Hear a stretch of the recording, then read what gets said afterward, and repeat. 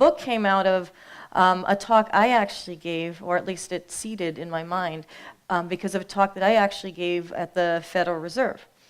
So it's the summer of 2015. I've written, as some of you may know, have read some of my other work, some disparaging things about the financial system and the Fed and private banking and Wall Street and so forth. And I got an email from the regulatory department at the Federal Reserve. Now, the Federal Reserve is supposed to be the regulator of all of the banks, but yes, they also have a department that does this specifically.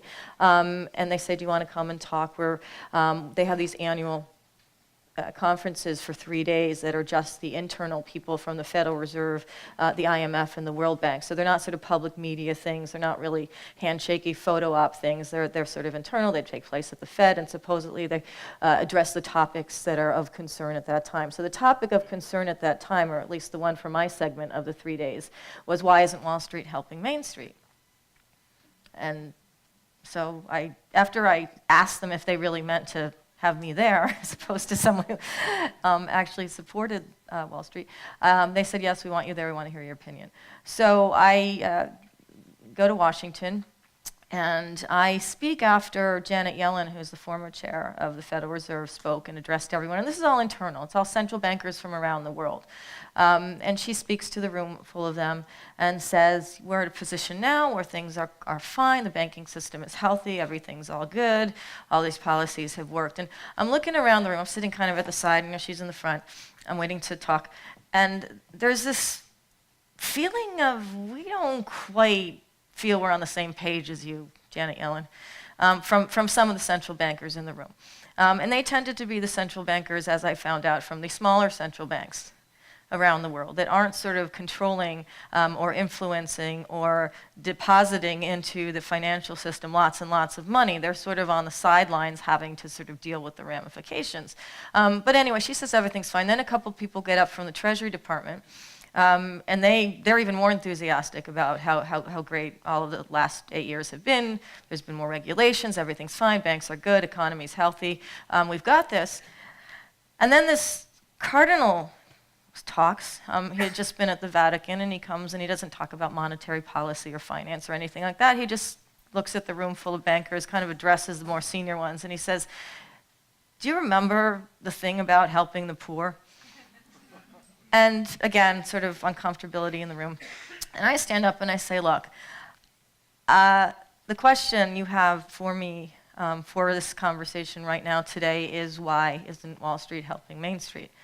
So I just say, look, it's really simple. You never made them. You never required anything from these banks that you have subsidized for, at that time, 8 years at all. You never said, well, if we give you trillions of dollars of fabricated money, that you have to forgive some student debt, or you have to restructure some more mortgages, or you have to give an additional amount of small business loans, or you have to set aside a bunch for infrastructure development. We never told you to do any of that. So I said, so what did you expect? But the narrative then and now is that what the central banks have done, in particular the Federal Reserve, is that it's helped the economy. The economy is all fine. And I think we know that it's not really all fine. It's fine for the people who got the money. So let me step back, as it is. So let me step back. So what's a central bank? What's the real point? And there are many of a central bank. In honor of Yanis's book coming out, a central bank is kind of like a parent who has money or can find money when a sort of bad child or sort of child that's running amok, drinking too much, doing drugs, ruining the car, etc., keeps coming back and asking for money to go out and do the next thing. And the parent keeps on saying, yeah, okay, fine. So you need money for this. You shouldn't really do drugs. Yeah, okay, I won't. Can I have money for something? No, here's some more money. You really shouldn't drink. You shouldn't drink and drive. You shouldn't do any of the things you're doing, but you know what? We're going to keep on providing you the money to do that. And that's how the central bank has behaved, because what the Fed has done over the last 10 years, and particularly in the wake of the financial crisis, is to provide a blank check effectively, an unlimited sum of money in an unregulated manner by people that are unelected, sort of $4.5 trillion, just the Fed, that's a very big number, which is still on offer right now, to have the banks become healthy again, to enable them to have money again to continue doing what they were doing before the financial crisis, to use that money to buy their own stock, to use that money to enhance their own CEOs and chairpeople, and not to use the money to do any of the things that were at the crux of that question that day to help Main Street. Now, it's not their job, but it is the Fed's job, theoretically, to regulate the banking system. And so when the banking system goes off the rails, you know, when a kid is going off the rails, and it's the job of a good parent to turn in and say, look, that's not okay. Things need to change. You can't continue to be like that. But that's not what the Federal Reserve did. Instead, they came in and they said, don't worry, we've got this. Now, the Federal Reserve was created in 1913, and it was the result of a panic, and I talked about this in my last book, so I won't go too far on this, that happened in New York in 1913, where a bunch of in 1907, where a bunch of speculators rigged the copper market, and they got caught out. They made some bad bets. They were starting to lose money, but they were attached to banks that had real people's deposits in them, and those real people got very concerned that the top of their banks were losing money, and they started walking into the lobbies of those banks, and they started standing outside in the pavement, and they started walking on the sidewalks, and they started getting beaten up by cops at the time, and there was like mass chaos in New York because these banks had bet wrong. They had people's money, and people wanted their money out. And it looked bad. It was cosmetically bad. And J.P. Morgan, who was the head banker at the time in the world and in New York, was concerned because to an extent, all the people were involved in all of the banks. The more sort of powerful people at the larger banks, but it just didn't look good cosmetically for anyone else. So he goes to Teddy Roosevelt, who was the president at the time. He says, look, I can fix this. I need some money from the Treasury Department. So the first bailout of the banking system happened in 1907. It was $25 million. It was the Treasury Department giving the money to J.P. Morgan and saying, look, you just figure it out. Just fix it. Help the banks, you don't help the banks, whatever you do, just fix it, make it go away. And he took the $25 million, he gave it to his friends, he let other banks fail, and at the end of that, he was still concerned going forward that, you know, perhaps if there is another panic like this for whatever reason, it was kind of stressful to have to figure out what to do. And what if the Treasury Department doesn't have the money? And so he and other bankers, he was dead by the time that the Federal Reserve Act of 1913 came out, but at the time and over the years from 1907 through 1913, discussed how to get together and create a Federal Reserve system, an insurance policy, a parent for the banking system so that they wouldn't have to ask the president for money or ask the Treasury Department for money or count on Congress to vote to give them money. There was just a place that could literally create money that they could use in the event of an emergency. And the way it was sold to the people of the United States in 1913 when the act was passed by Woodrow Wilson was kind of like how it's being sold now. History does repeat. And the way it was sold was,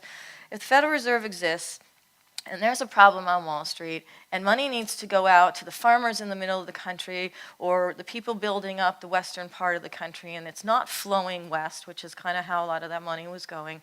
There's a place, and there's 12 banks within the Federal Reserve System located in San Francisco and Dallas and Richmond and New York and so forth that'll sort of handle the problems and make sure that money goes through and it's liquid. There's a lot of water terms in finance. It goes through to wherever it needs to go, and that was how it was sold. The other way it was sold and what's in the Federal Reserve Act is that it's supposed to maintain a stable financial system, be the regulator, ensure there's something called full employment, which has changed in sort of what that really means over the years and over time anyway, and that inflation or the level of price increases is kept at a level of 2%. And the other thing it was supposed to do is in an emergency, and there was a clause in the Federal Reserve Act, it was the lender of last resort. In an emergency, it would be there to provide money for the system. So in 2008, there's a big emergency in that all of these banks have effectively ruined the system. They've lost a lot of money, they've committed a lot of crimes, and the entire global economy is suffering because of that. Because countries like Mexico and Greece and even areas like Puerto Rico, regions like Puerto Rico, were all doing okay before the financial crisis. They were balancing incoming and outgoing money in terms of their own areas. And when the financial crisis happened, it had a very, very quick effect everywhere. because the US banks were connected to banks everywhere. The Federal Reserve, because the dollar is the reserve currency of the world, was kind of the parent of parent central banks throughout the world and had to ensure that money throughout the world kept moving.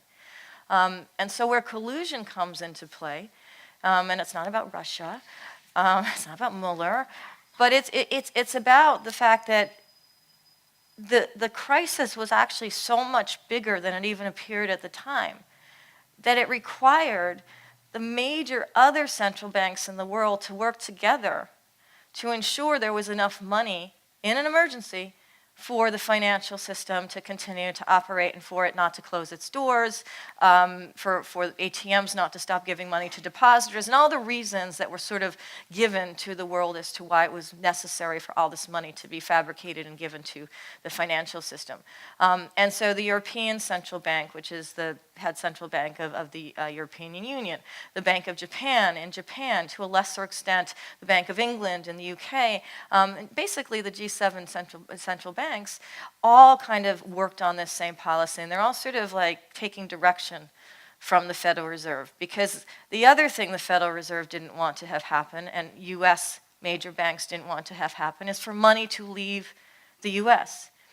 And so when the Fed started making money available at very cheap interest rates, or 0%, which is like no percent, to the banking system, which now it's a little bit higher than that, but effectively globally it's still 0% on average to the banking system. It was partly a way to try and just fix the problems in the books of these banks that they knew were still going on. If you give enough money to a problem at some point, it's going to look like the problem is not necessarily solved, but that you don't have to worry about it anymore. It's like if you're at a blackjack table and you're losing hand after hand after hand in some casino, and someone next to you is giving you $100 for the next hand and $100 for the next hand, eventually you're going to win a couple hands.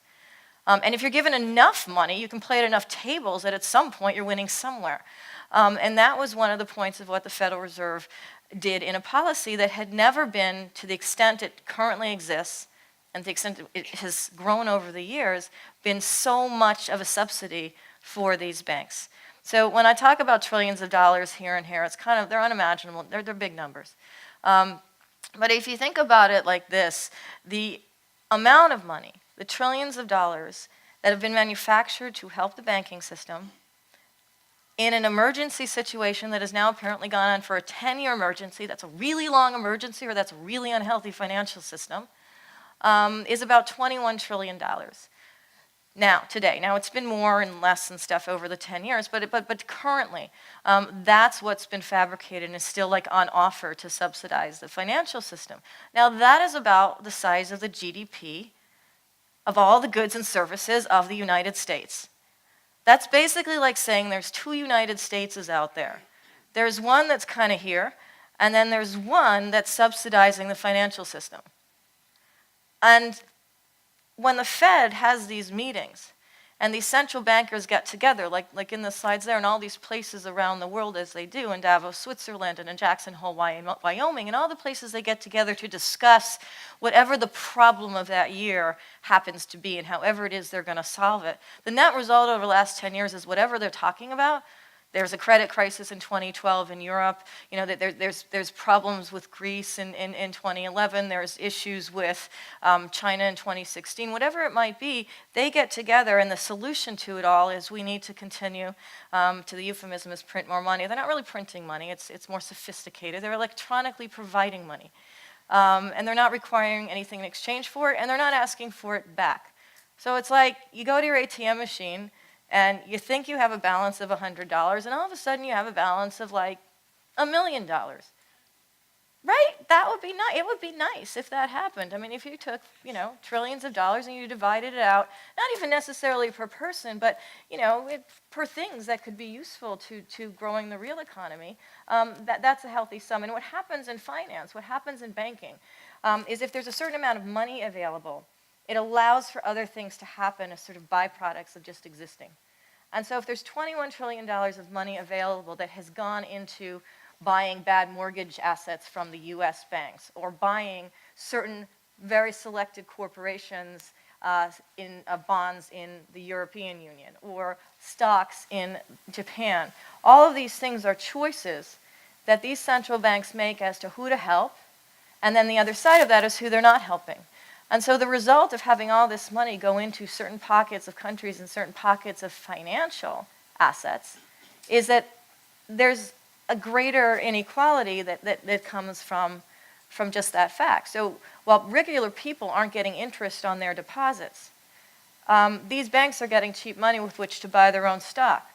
So if you look at just the big 6 banks in the United States, because of this policy, they have been able to, among other things, have a record quarter this past quarter.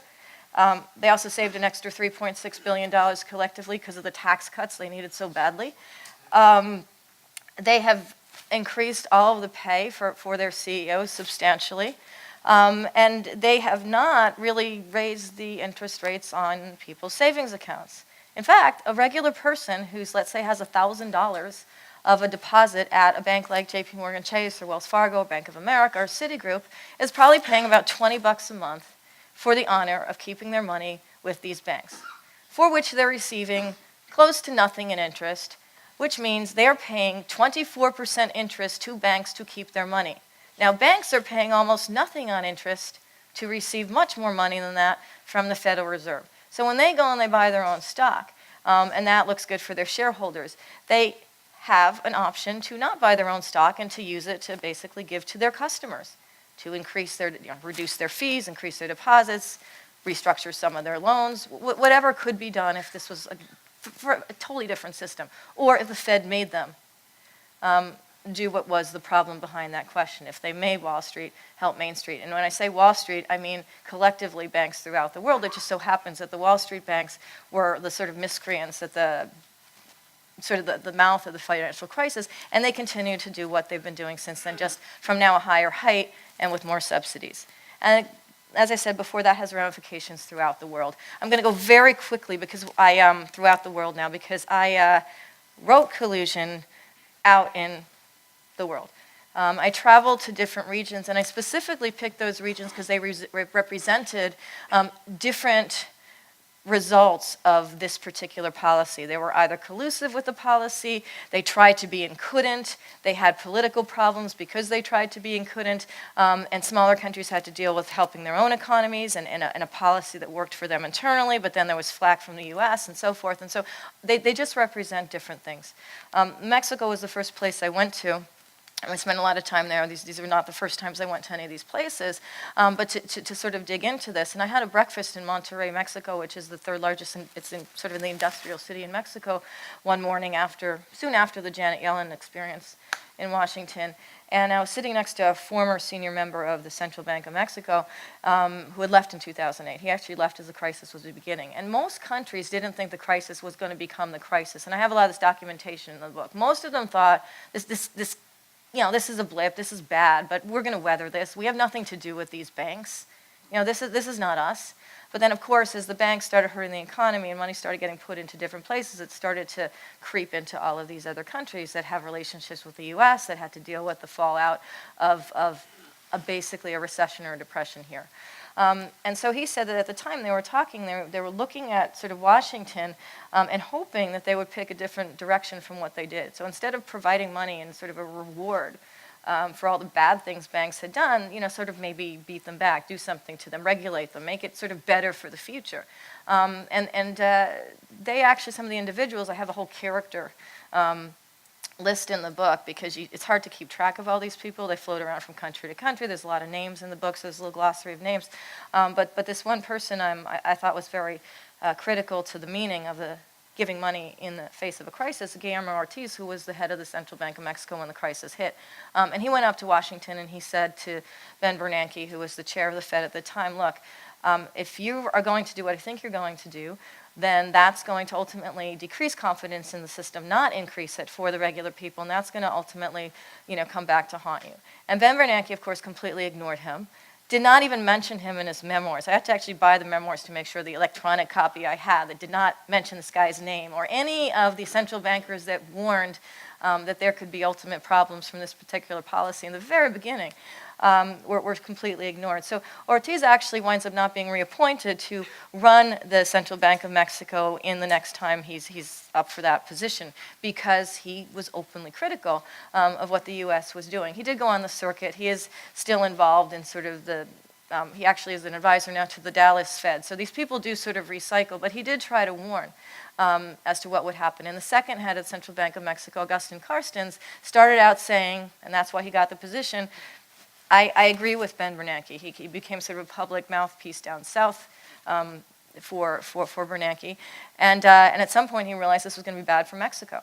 So they tried to follow the same policies as the Fed. They made money cheap. That increased inflation in Mexico, because in Mexico, inflation actually was related to this policy, because the central bank was closer to actual people than the central bank here is to people in our country. And ultimately, he got disillusioned as well. And he wound up quitting. Well, he quit once Trump was elected. But he wound up quitting and going to run the Bank of the International Settlements, which is in Europe, which was created ultimately to be the central bank of central banks, and that it has all the information. It looks at all the reports, and for the most part, for decades, it was created in 1931. It was a cheerleader of any policy any Fed would do, any ECB would do, any central bank would do anywhere.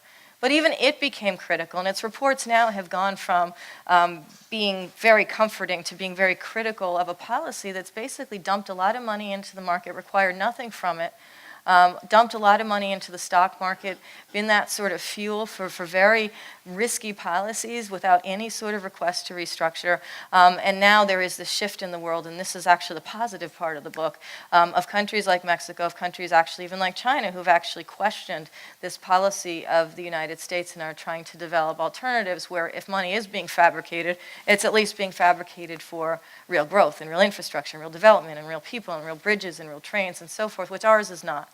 I spend a lot of time, probably too much time in Washington, talking to people of Congress on both sides of the aisle about financial issues. I don't work for a bank, obviously, anymore, so I'm really talking about this from the perspective of just sound policy, just sensible things, and it is not sensible to reward bad behavior.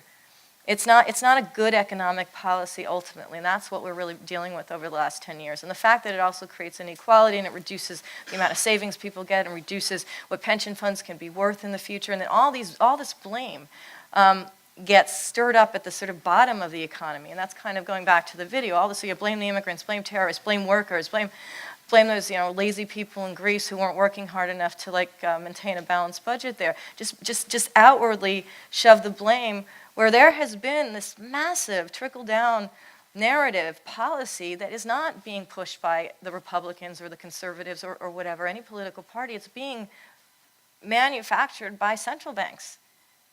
They have larger checkbooks today than they've ever had before.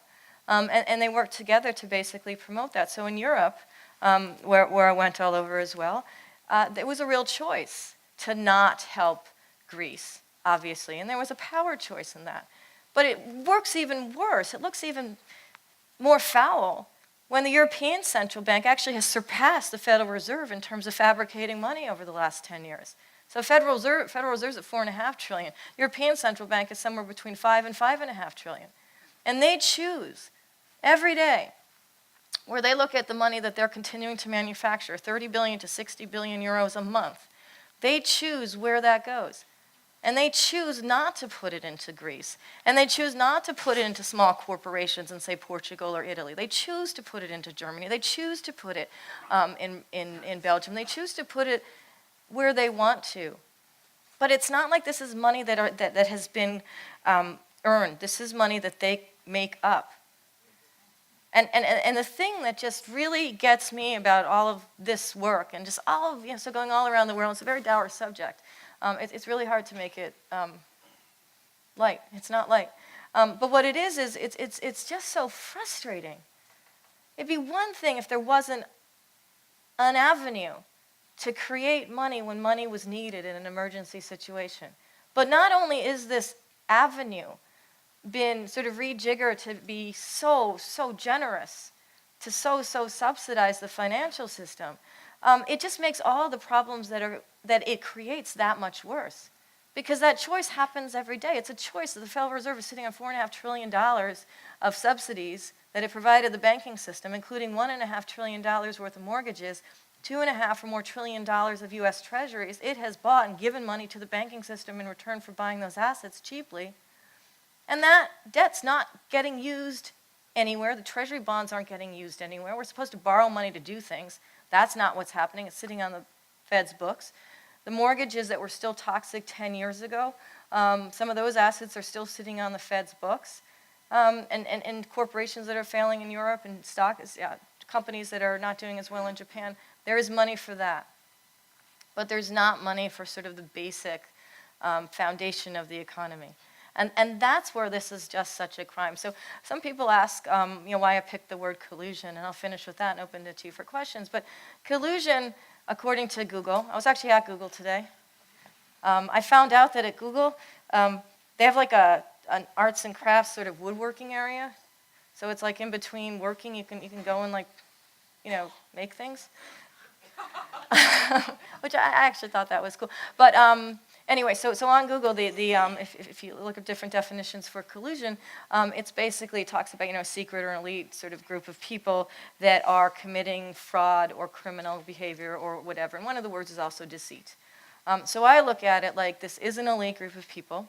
The people at the head of central banks, they're not elected, they're generally appointed. They sort of go back and forth between the private sector and each other's central banks, depending on who they are and how high they are. They pop out and they get lots of money for making speeches, as one does when they come out of places like Washington and sort of richer cities throughout the world. And they manufacture money. And then in all of the narratives about the manufacturing of that money, they talk about how it's helped with growth. And it hasn't really helped with growth by definition because it is sitting on their books. It's not even logical to assume it has trickled down somewhere into growth. Yes, stock markets are higher. But if there's an availability of money to one group of institutions to use to buy their own stock, and banks actually have to ask the Fed if it's okay to buy their own stock, and the Fed has to say either yes or no, and it always says yes, well, then they buy their own stock, and it goes up. So that's not an indicator of health. That's just an indicator of money. So I find that that's kind of the biggest deceit in all of this. And the deceit is that this policy, this 10 years of emergency policy, has somehow funneled in to the major economy. And I'll finish on that with, I was on CNBC on Friday. And I don't know if any of you saw this. It was cut short because Trump was talking about something in the beginning of the segment. And so it was a short segment. And it was me and some hedge fund guy. And we were talking about wages. And the topic was, not unlike Wall Street not helping Main Street, but it was sort of like, why aren't wages going up as much if the stock market is up so high? Like, what's going on? What's the deal with that? And wages had increased by 0.1% last month. That would be like nothing, right? Now, the top 6 banks put in record quarters over that period of time. They bought lots of their own stock. Their stock went, lots of other things happened. So we're talking about this, and I'm explaining that this money didn't go into wages. It's gone into stocks. And the guy on the other side is saying, yeah, but Apple just announced a $100 billion stock buyback, and they announced higher bonuses. And I'm like, well, bonuses and wages are just so not the same thing. Bonuses are like this portion of stock goes into your pocket, and wages are like the thing you actually have to count on to live on, and it hasn't moved. But the thing was, he got the last argument. So the way it worked on the media was he said something first. He was asked a question first about this. I responded something like what I just told you. And then he basically said, no, you're wrong. And that's how the segment was cut, right? And I don't do that. I'm sitting there. I wasn't. You're in a chair. You're looking at a camera. You have no control over any of that. And then when the segment was actually put out on Google, online, it said something like "Our wages going up," and that was the title of the segment. So also there's a lot of other factors in terms of continuing to spin this narrative that don't sort of bear out in the real data. So ultimately, what my book is about is looking at how this collusion of fabricating money has impacted countries throughout the world, who's been doing what when. Every single chapter and every geography kind of starts with the crisis in 2008 and goes through to today, or basically when I handed in the book, so sort of like recently, and then goes back. So you're constantly looking at this 10-year period from a different perspective around the world, and so hopefully that provides, if you read the book, just a composite of what's happening, because we are actually all in this together. The Fed has sort of been the dominant parent in terms of providing financing to the system, but ultimately this is a world in which there are many ramifications everywhere, and we are in that together, and so that's really how I positioned it. In terms of solutions, which I end with, to this, there's lots of things that could be done, just in terms of financial policy in the United States, and those of you who know my work, I am a big advocate of Glass-Steagall reenactment, of separating the deposits and the loans from everything else that banks do, including now buying their own stock with lots and lots of money from the Fed. And having at least some sort of stability at that level of the system, reducing their size, how many deposits and assets they can have as a percentage of what's available in our country and in countries throughout the world. If we do this here and we do it in other places, to have central banks, if they exist, to do their actual job, which is regulating financial institutions, not sort of rewarding them for bad behavior, and certainly not having unlimited unaudited check writing capabilities that they have right now. Having the people who run these banks actually elected rather than appointed, so that they're accountable to the public because their policies affect the public. And actually canceling a lot of the debt that's been created in the wake of the financial crisis throughout the world, that has been created in countries and by smaller companies that are required to do that, to basically borrow because they're not really recipients of the sort of big money that's coming from the top, and sort of creating a more stable environment from that perspective, and taking some of the money that's on offer and ensuring that it goes into development and infrastructure and wages and reduction of student loans and everything else that it could go for, which could actually do what all of these central banks have promised their policies will do, which is really promote real growth on real sort of Main Street and the equivalent of Main Street throughout the world. So I'm going to open it to questions from you guys on that. Thank you for listening.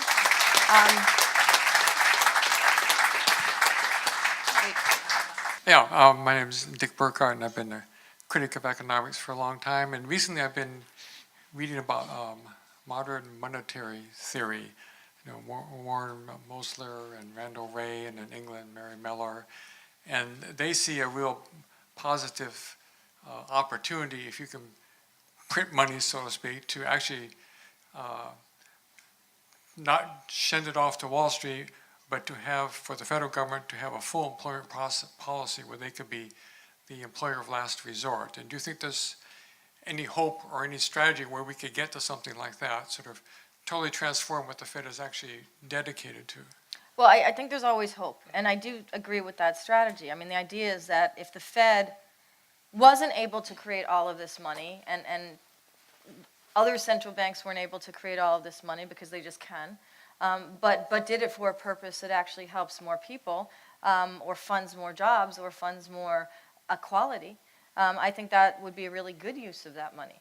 That's not the philosophy under which these people are operating, and that's the problem. You know, Janet Yellen leaves her position as chair of the Fed, and the first place she goes is to get like a six-figure speeching gig in Tribeca, basically just off of Wall Street. So she's basically making in an hour or whatever, you know, what she made in almost a year running the Fed. So there's an incentive to kind of keep the status quo going. But I do agree, and this comes from the people, and it's actually also coming from some of the, I talk about this in the book, some of the developed nations as well, that there's also a lot of anxiety and sort of criticism coming from major countries throughout the world, like the BRICS countries getting together and so forth, and saying, look, you know, there has to be an alternative to this kind of policy, and perhaps collectively between shifts in geopolitics and also from individuals, we can get there. So yeah, there's hope, and it makes economic sense. So my question's on MMT as well.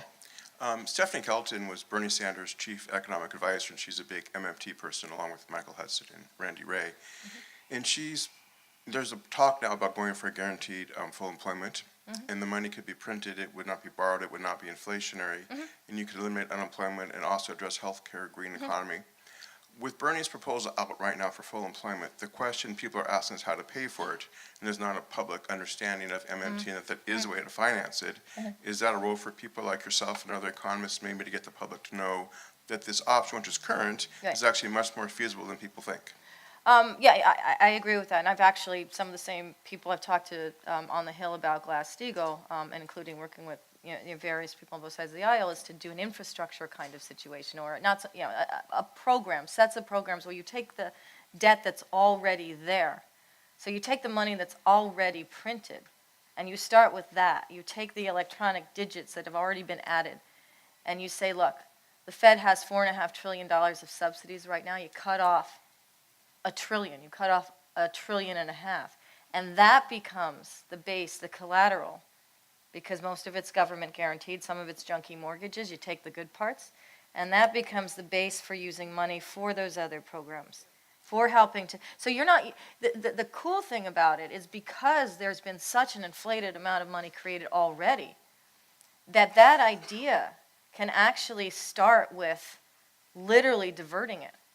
Literally using what's already there as the base for those ideas. And I think that's the way to do it. You don't even have to start with anything new. You can start with what's already there. If the European Central Bank, for example, can print $30 to $60 billion every month, just don't have it go into like tech corporations in Germany or wherever, have it go into things that are real. But MMT would actually bypass the private banks and be more direct. No, that's what I'm saying. It's the central bank is already there providing money to the banks. What I'm saying is you basically take back the provision. You still have the debt on your book already. You still purchase these treasuries from the private banks, but you redeploy them. They already are there. They're already on the Fed's books to start something like a public bank, something like an infrastructure, a national bank, that you bypass the private banking system and you have more of a public banking system, but it is funded by debt that's already created. So there's no new debt. Not the same, okay. Thank you. It was a great presentation. Thank you. So I'm a kid from Brooklyn, New York. I used to play softball I'm from New York. I used to play softball with Lloyd Blankfein. Ah, He was a kid who lived in the projects of East New York, a place called the Linden Projects. I knew him very well as a kid, and I found him to he's be the he's CEO and chairman of Goldman Sachs. He's a chairman of Goldman Sachs. He's also a criminal, unfortunately. Right. When the whole board of directors, Diamond of Chase Manhattan Bank. So in 1978, when I graduated Brooklyn College, I became a headhunter, and I was working specifically with Chase Manhattan Bank, a bunch of banks. Merrill Lynch was one of my clients, and I got very lucky because a few years later, I read an article in Banker and Brokerage magazine. And I saw the little company in the penthouse of 90 West Street, which is right across from the Trade Center, across Liberty, across Albany. There was a little church in the parking lot called St. Nicholas that went down during 9/11, by the way. 9/11. Anyway, the luck that I had was I read a little article about banks needing PhDs in mathematics. So luckily I had the money. I had a contract with the New York Times for $25,000, and I wrote an ad every week in the Any Technology Train Wall Street. So I made a lot of millionaires out of a lot of young people coming out of MIT and Columbia University. They were getting jobs in managing directors doing quantitative research. They'd make $75,000, $80,000 their first year, $125,000 the next year, $150,000 the following year with a $3 to $5 million bonus. The things that I really think I'd love you to address in another book. I've not read who you are, but I found out who you are, and I'm here. A couple of things. The derivative security market did not accidentally fall. It fell by a bunch of criminals that changed the game. Because when derivative securities market started, a bank would take 10 mortgages, let's say at $100,000 apiece.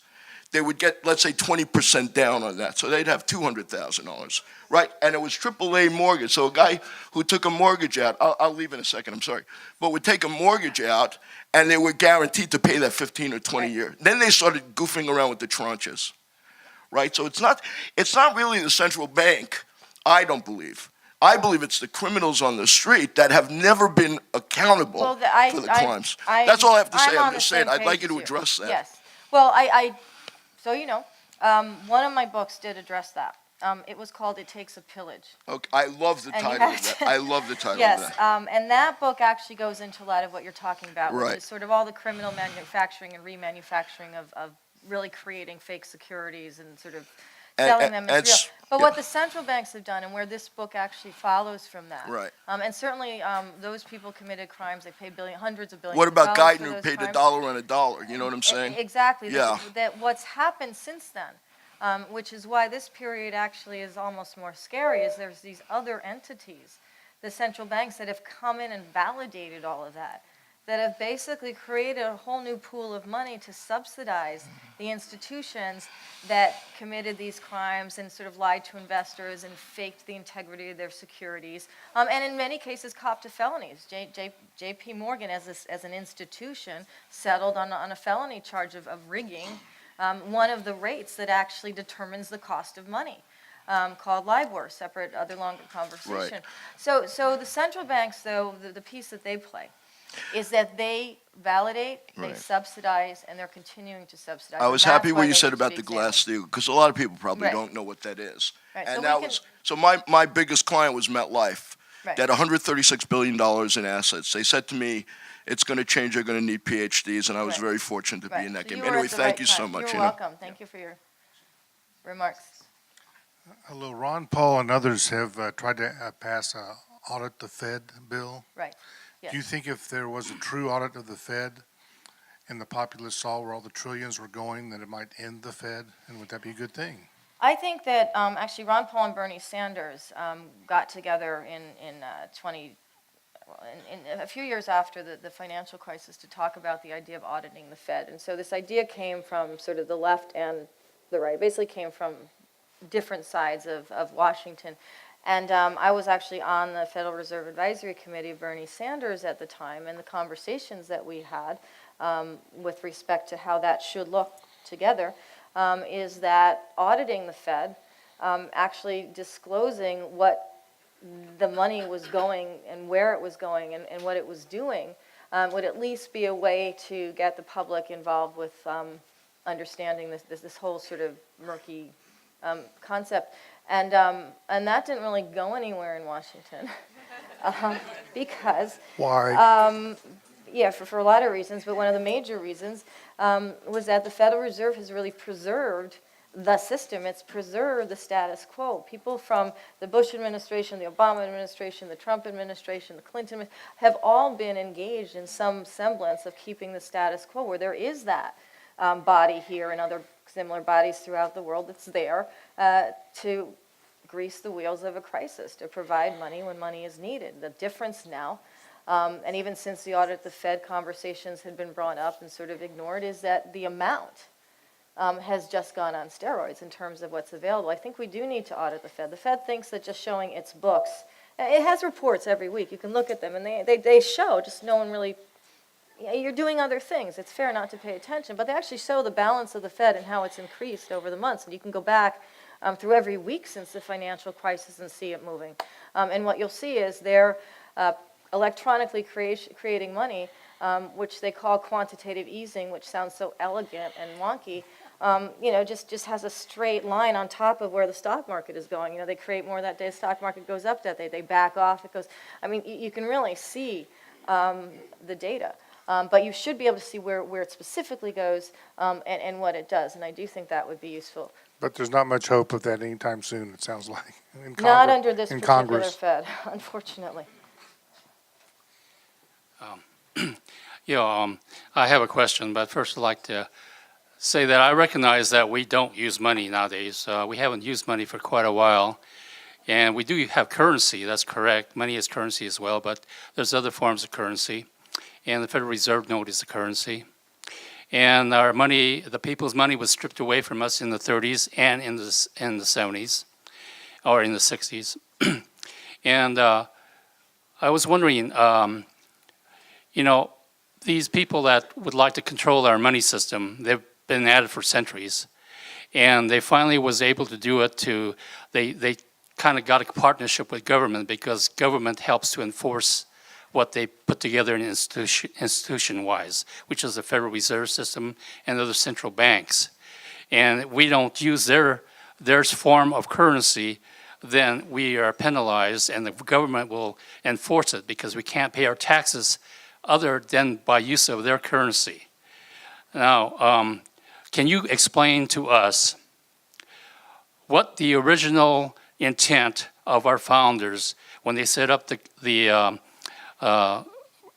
Money System Act in 1792, which hasn't been repealed, and why that still isn't in effect today, and why we have these people who have monopolized the manufacture of currency for our use, why they have been permitted to continue to do so. Well, I do start later in history, but what has happened is that it's even more publicly disclosed. Like it's actually not as dark even as we can think of it in terms of how the Fed or other central banks create currency or create money into the financial system. That they do create dollars. If there's a shortage in dollars, they create dollars. They do create a currency, and they do provide dollars to other central banks in order to be used when there's emergencies, because the central banks collectively at this point have more dollars than any other security. So if there any other currency, so if there is a problem, that's what gets manufactured. That's what gets traded around. If a currency is having problems, like if the peso is being demolished because of trade war conversations or just simply because of an economic crisis, then the central bank in Mexico can decide to back its own currency, and it does that by effectively selling dollars and buying its own currency. So there's always a sort of manipulation around. But it's public. I mean, this is actually things that are seeable. So we are involved in that system. That is what we use, and therefore we have to be aware of where that money is being created, what that money is being created for, and where it's going, so that we actually can try to push for policies that actually get us away from the risk of creating that money to plaster over crises and so forth. But I think the 72 thing might be another book.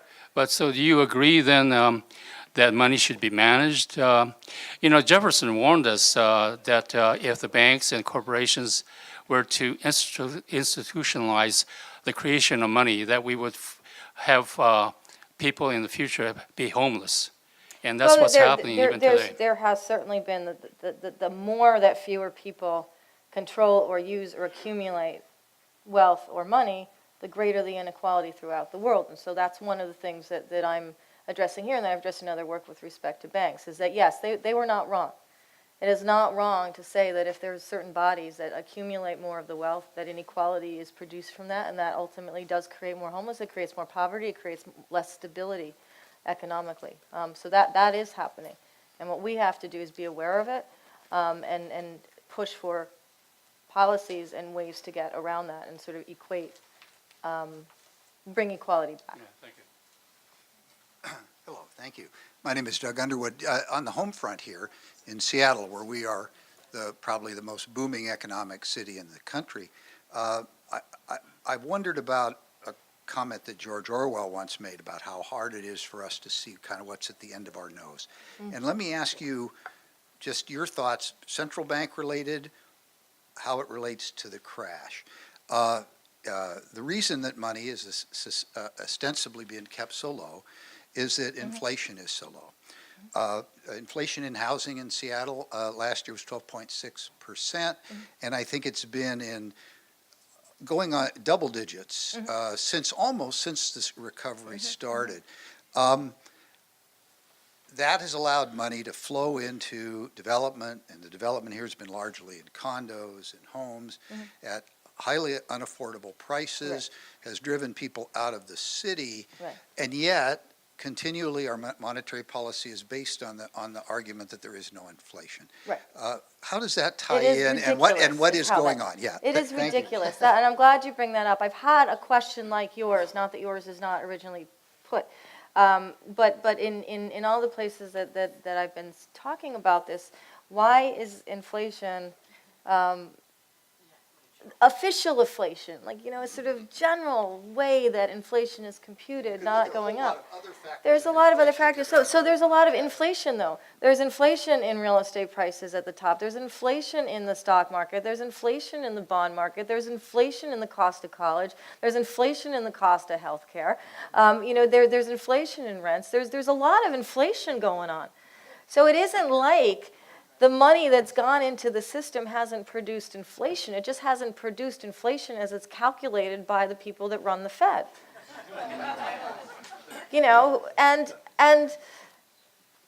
And therefore, the official level of inflation and the benchmark, the sort of limit of inflation that central banks have decided needs to be achieved in order for them to stop what they're doing, in terms of keeping the money sort of abundant for the system, is at 2%. And we are not at 2% inflation, except in like any of these measures. And Europe is at like 0.7% inflation, except if you look at any of these measures. If you look at the inflated gap between what wages are to what things cost, there's a lot of inflation that has increased over this time period.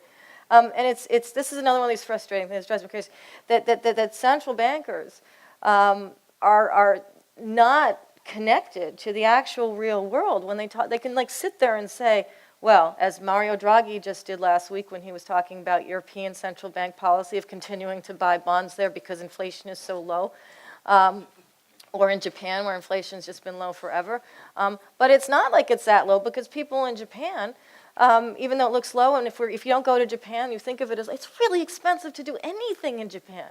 You take a taxi 5 minutes in Japan and it's like $60. I mean, but it's very expensive.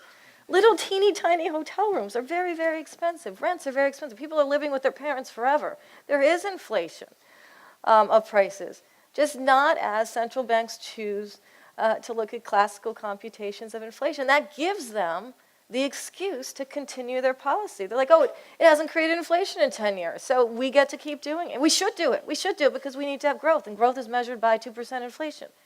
And it's like, yeah, have you looked at subway prices in New York? I mean, anything, literally anything. There has been inflation. There just has been no inflation in the official narrative. Hey, but my Cheerios are still cheap. Yeah, but there's less in the box. I promise you. Yeah, you got me there. You got me there. I promise you. They have 12 and a half ounces, yeah. You were talking about public banking, and I read about public banking because North Dakota has a public bank Right. here in the United States, and I read the benefits that the public bank had. It's that Main Street economy you're talking about. They loan all the people that need the loans, and then the profits they make actually go back into the community. Right. So when I read about public banking, I realized there's really no need for private banks. Right. So when we get a Right. system right. of Right. public banks Right. throughout the Right. country, Right. I'm worried that there might not be a use for private banks. And they are more worried than you are. They are worried. They are really worried. Well, yeah, Yes, actually, yes. Davos, No, I know you're not. Yes. Davos was talking about those things too. Yes, no, I know. They were not talking about advocating public banks, though. No, I They're mean, talking about being they're worried. more worried about the collapse. They know what you know, but That's right. yeah, Right. They they're just- worried about the pitchforks. They see it different, right. So public banking, I think there was that, I'm going to create a question out of what you said. Right? What? Is that, should we just have more Yeah, public oh, banks? wasn't to I? get rid of Yeah, I private said, banks? well, what Okay. do you Right. see? Yeah. Yeah. What do you see private banks to do after we get a system of public banking? Well, I'm serious. It's a no, it's the no, only no, answer, absolutely. really. If we had a system of public banking, we would not need private banks. That Thank is you. true. That is absolutely true. Then, and this goes back to the companion of having, you wouldn't even, Glass-Steagall reinstatement, or having public banks do public things, take deposits, give loans, fund infrastructure, all that sort of thing would be happening. Other banks, they could be private. They could continue to do whatever speculation they do. They could create whatever they could. But when they fail, they don't have a Fed. They don't have an FDIC backing the deposits that back their transactions. They're just kind of on their own. And that's fine. So public banks, but this is a weird thing. So a lot of cities, well, Seattle's actually some people who are advocating public banking. A lot of places actually on the west. Denver and so forth. There's places that are advocating, and people that have movements, the Public Banking Institute and so forth, that are advocating and doing real research to show why public banks do exactly what you said, which is they use public money for the public. It's really simple. And when you say public money, it's our deposits, it's our tax receipts, and the idea is that they go into helping the locality. So North Dakota, for example, they go into providing cheaper student loans and therefore a cheaper cost of education in general for good university education in North Dakota. The idea is that they help on multiple levels the public.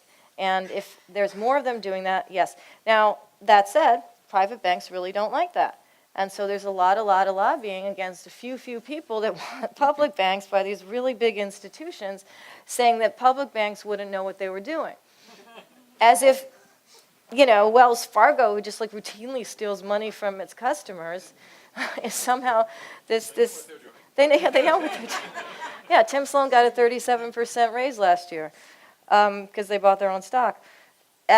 So that would be a way, another way to reduce the risk and just sort of help grow the actual economy. And it also makes sense. Public banks, community banks, credit unions, all of that, the obligation is to that locality, that state, that city. And the idea is that that money stays in a sort of foundational way. And the choice of where that money goes and what it helps is going into something that's real, that you can see, that if money goes to like the bar next door and the bartender goes and he buys, clothes for himself at the other local store next door, and that person goes and, buys whatever, so on and on, on and on and on, but in a way that actually has people helping each other because they're financed in an appropriate way and the money doesn't go into some crazy derivative to do whatever it does.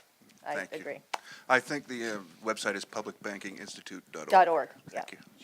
Hi, I very much enjoyed the presentation, and I was especially glad. I just want to say your emphasis on the good happening in the world was really great. I work with Lyndon LaRouche, and we've been promoting the Belt and Road of China as an alternative to the corruption of the transatlantic financial system, as you've discussed very eloquently. What I wanted to raise or just kind of propose, I think you've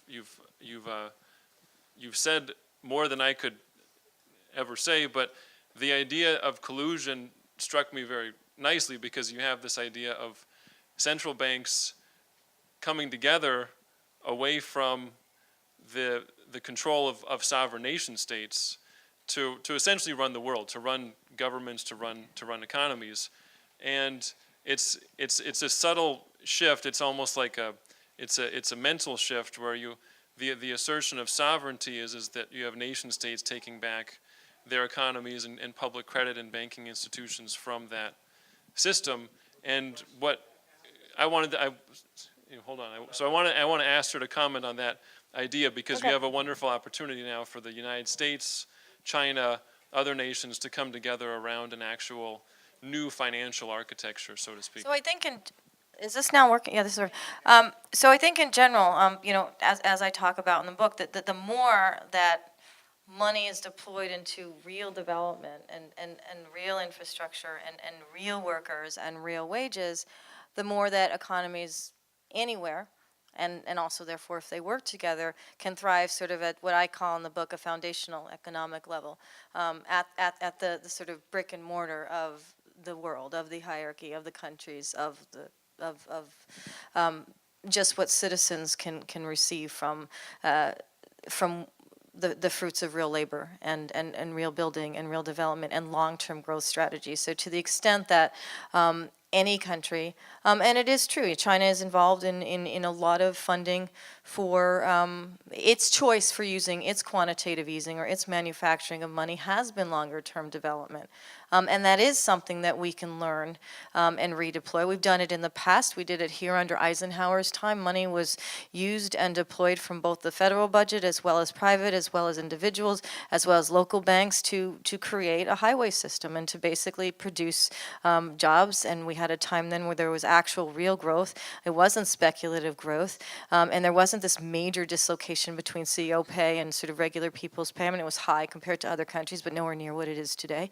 And I think that's just a way to get back to real economics, real foundational economics here and in partnership with other countries. Thank you. Thank you for coming. I don't really know much about you because I just found out about you today. So this question, I don't know if it's in your realm of expertise, but you were talking about the relationship between the Federal Reserve and the financial sector.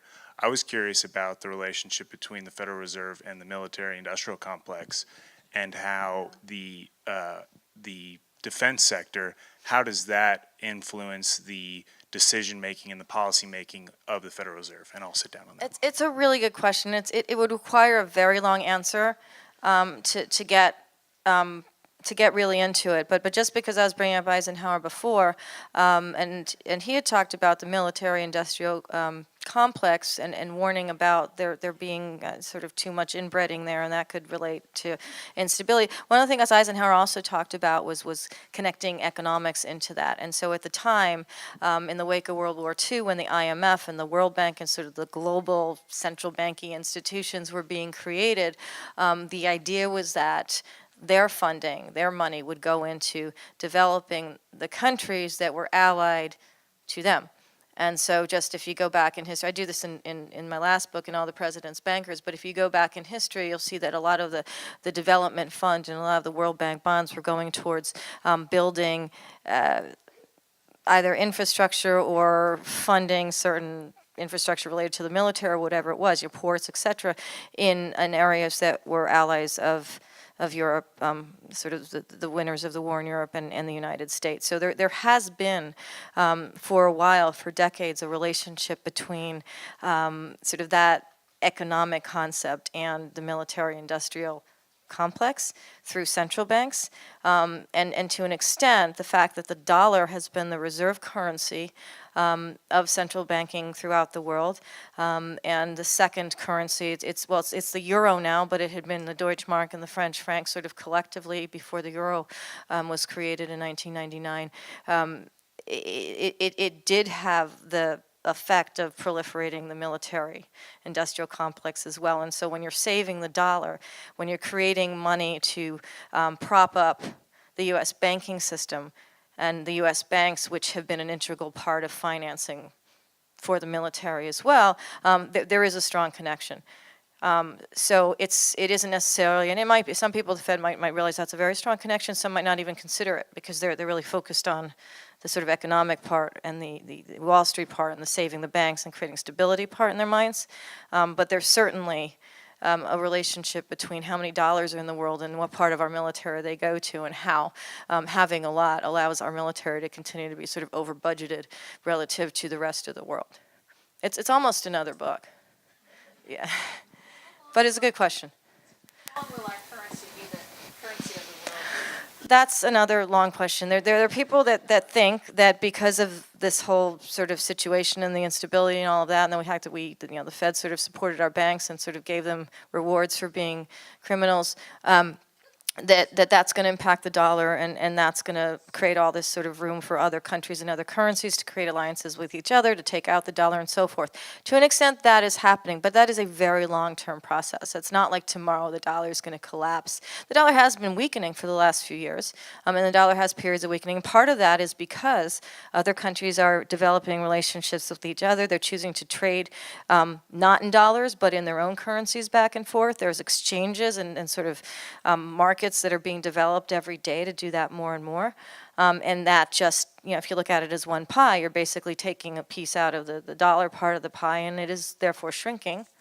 But it's something that will evolve, I think, over time. I talk about that a lot in the book, just in different pieces. You can see all these trade agreements and currency agreements and relationships that have been forged in the wake of our financial crisis, and because of this monetary policy, the cheap money in the Fed, and all of that. And you can sort of track how they develop. So it does go away from the dollar, but it's just going to take a long time. Her question was how long it will take before the dollar is no longer, I'm paraphrasing, the reserve currency, the main currency used in the world. I think we have to stop.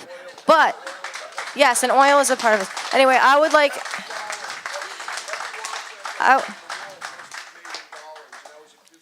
You need to read one of the chapters in my book, my friend.